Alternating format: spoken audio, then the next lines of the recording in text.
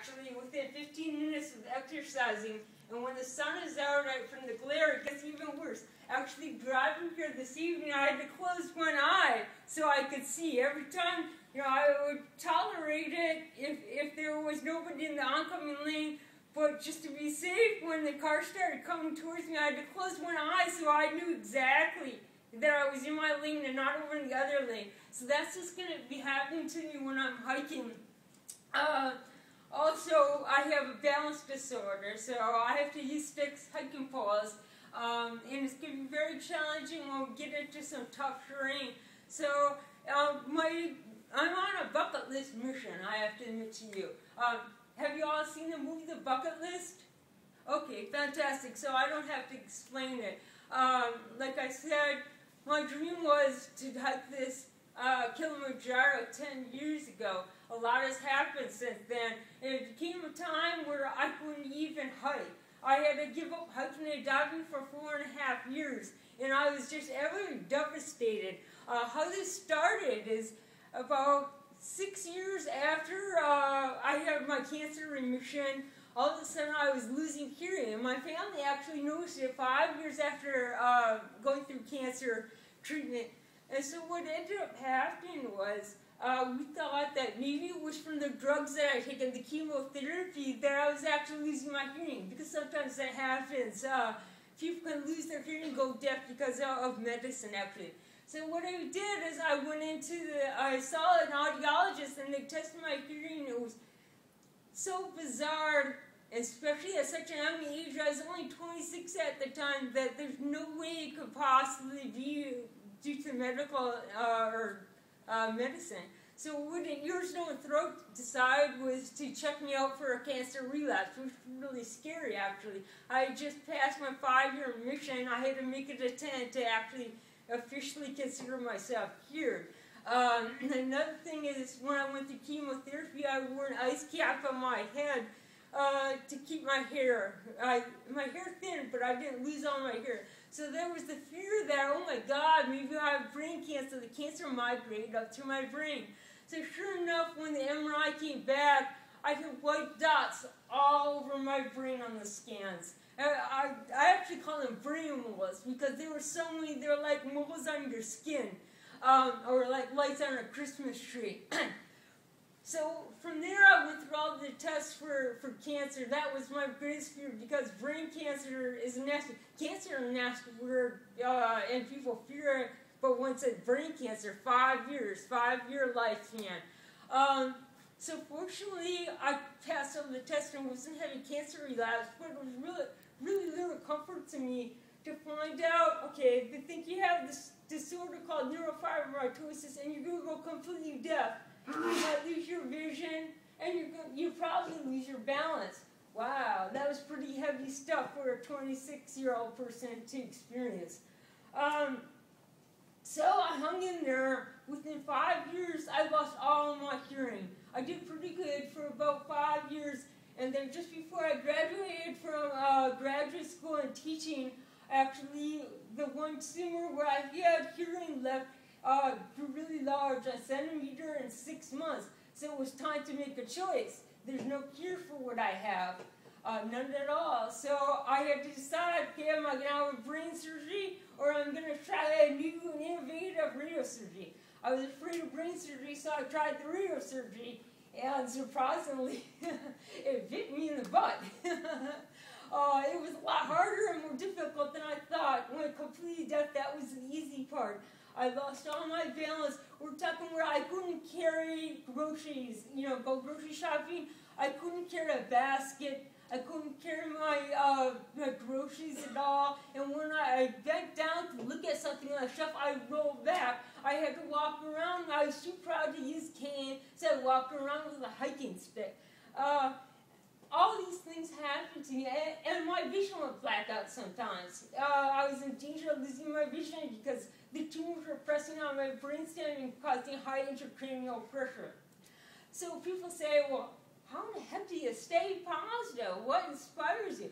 And immediately, it got rough. That first year was really rough. Then in 2005, I was waiting for things to get better, and they kept getting worse. So I actually was losing hopefully a bit, and I had some people that really inspired me. I read the books by Christopher Reeves and Michael J. Fox, where they just went through incredible tragedies, and they took that tragedy and they, you know, they spun it, and they found, you know, a positive aspect and something that they can do to help people. Further, I read about Kron Swarmer. He's a mountain climber. He's actually climbed the highest mountains on each of the 7 continents. He had the same cancer that I had, Hodgkin's disease. And he actually had another cancer called sarcoma. And he was given 2 weeks to live when he was 13 years old. He overcame it. He overcame the obstacle. And he went on to climb Everest. And he just didn't climb Everest. He did it with partial use of lung. So that really inspired me. I didn't respect him just because he climbed Everest, but because he did it for a purpose. He did it to bring cancer awareness to the world, to help people with cancer. So I said to Harley, oh my God, I want to do that. I want to inspire hope in people like he did for me. And so that was the beginning. I went to Team Captain Relay for Life, then got involved with the Leukemia and Lymphoma Society and did team and training, and it just went on from there. And then I went to neurofibromatosis, awareness and fundraising. So basically, that's what my bucket list is, not just to climb Kilimanjaro, but to do it for a purpose, to serve a purpose greater than myself, and to use my story to help people and inspire hope, not just in patients, but everybody. Anyways, I don't want to take up too much of your time, but I just want to really thank you for coming out this evening, especially on such a nice day. I really appreciate you being here. I'm going to start, I have some friends interested in learning sign language, so every Wednesday night in Redmond at Tully's Coffee over by Bottega, I'm going to meet with a group at 7 o'clock. I've got some ESL names if anybody's interested.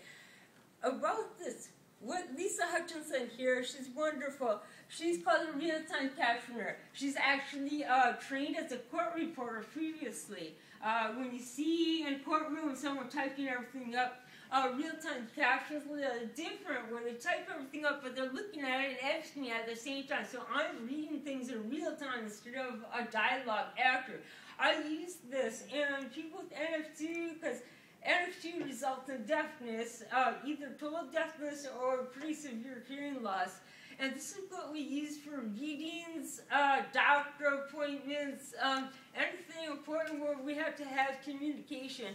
I greatly appreciate the technology. It's a little hard sometimes for me to read. That's why I used to yellow and large font, because I have a few different vision disorders. After when I exercise, my eyes are bouncing all the time and going like this. So I get through the double vision by looking at the ground and focusing at it in front of me.